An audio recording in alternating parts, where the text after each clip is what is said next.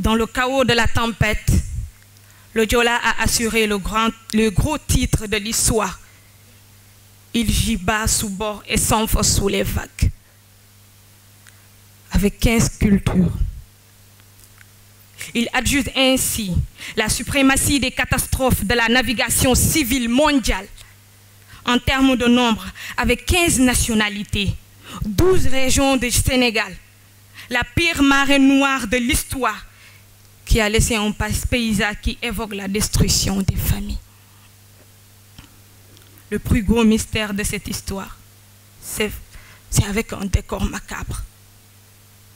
De 444 étudiants de nouveaux bacheliers, 27 membres de l'école de football, 1400 victimes pour la région de Ziguinchor, abandonnés dans un vrai mouvoir. Un pâturage aux requins de l'eau glacée, laissant derrière lui 1900 orphelins sans affection parentale, des rescapés de cette tragédie dont déroule agression sans secours. C'est le début d'une longue soirée marre, une épreuve très dure sur le plan émotionnel et psychique. 22 ans après, le monde et les familles pleurent encore leurs morts. Ils se souviennent toujours du Diola et de ses conséquences. Monsieur le ministre, la douleur, elle est immense. Et les familles sont brisées dans un autre naufrage qui laisse cette première tragédie de l'histoire dans l'impunité totale. Votre engagement dans ce mémorial musée magnifique pour matérialiser un dialogue précieux et fécond, une nouvelle communication entre la ville et ce temple sacré, un lieu emblématique de référence internationale et une étape supplémentaire d'une histoire tragique qui s'inscrit à jamais, le Diola, à la première loge de la navigation civile mondiale. Ce lieu, qui est motivé à un lourd investissement, exige d'être restauré au service d'une gestion et d'un contenu exemplaire, afin de lui donner un sens, à savoir les mémorials pour la mémoire des victimes et le musée pour accueillir les répliques comme les ossements. Monsieur le ministre, la récupération des ossements est le cœur de cette tragédie. Il est également central du Diola, attendu depuis 22 ans par les familles, pour méditer le cri de cœur que notre illustre pasteur, feu Monseigneur Jean-Jacques, répond à l'appui et met entendu aux victimes, les épargne des vagues agressives qui les cognent depuis 83 000 jours, 30 000 jours. Monsieur le ministre, ces ossements doivent être exposés dans le musée pour lui permettre d'assurer sa fonction primordiale, pour libérer les familles de l'emprise du Diola et leur permettre enfin de faire leur deuil. L'exposition des ossements est une solution à un examen de conscience et de changement réel du comportement collectif.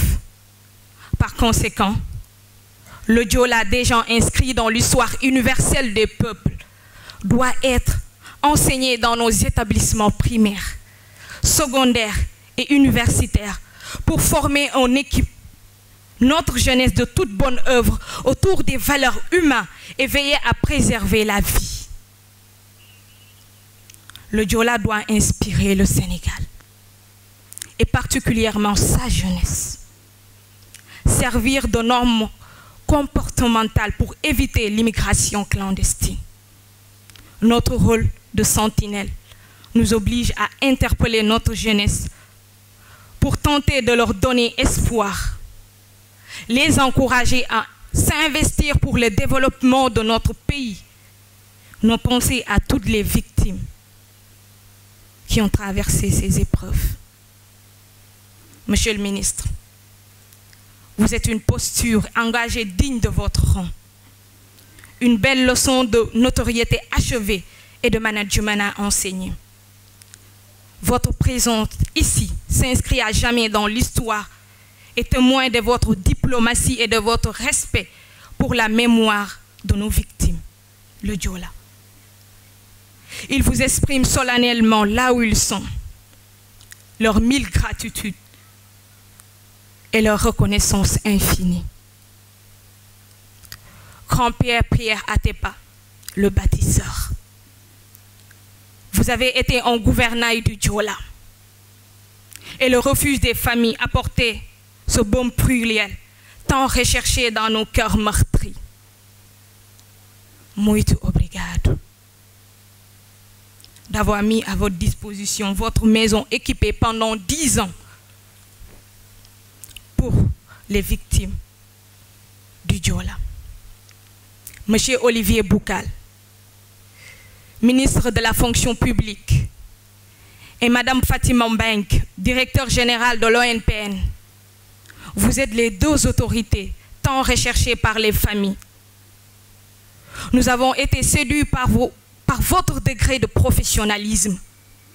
Vous avez valorisé un modèle de gestion dans un cadre de performance publique articulé autour de la qualité des services pour le Diola et l'optimisation des objectifs de l'État. Tous nos fidèles, merci à vous. Nos mille gratitudes à l'évêque de Ziguinchor et le clergé national, à l'imam Ratib et à toute la communauté musulmane. Nos sentiments les plus nobles à la presse nationale et internationale pour vos 21 ans de professionnalisme au service des familles. Aux grands artistes, M. Abdullah et Alès Guissé, M. Éric André Nègre, le président Lamine Tamba. Une mention spéciale au colonel de la zone militaire numéro 5 de la Légion de la Gendarmerie nationale, à notre ambassadeur du Diola, M. Cheikh Mbengue, au manager de Vision Citoyen, M. Mandiassani, aux ONG Dimbaya et Déclic, à la SONAGEC et aux populations de Ziguinchor. Mesdames et messieurs, cette journée mémoriale est le fruit d'énormes sacrifices, de combats acharnés, de défis de taille relevés, avec une détermination sans partage. Tonton Eli, Jean-Bernard Diatta, au prix de votre vie, vous aviez répondu avec intelligence hors norme, malgré toutes les injustices que vous avez subtilement subies, pour veiller sur l'intérêt suprême des victimes, des orphelins, des familles, des rescapés du Diola, dont le bénévolat pendant 22 ans. Vous êtes un modèle à suivre, un sacré défenseur des causes nobles. Toutes nos reconnaissances, tonton Eli. Mesdames et messieurs, la belle et imposante structure de ce Memorial Museum est devenue aujourd'hui une réalité existentielle à travers la présence de monsieur les ministres. On vous a apporté tout pour que tout se concrétise aujourd'hui. S'il vous plaît, veillez sur cet bel édifice, de l'entretenir, de le faire respecter, de le faire vivre au nom de la mémoire de nos illustres disparus. Messieurs les ministres, votre volonté d'ouverture nous l'a démontré. Votre détermination de le faire partout exister pour son extrême richesse et son extrême diversité vous accompagnera.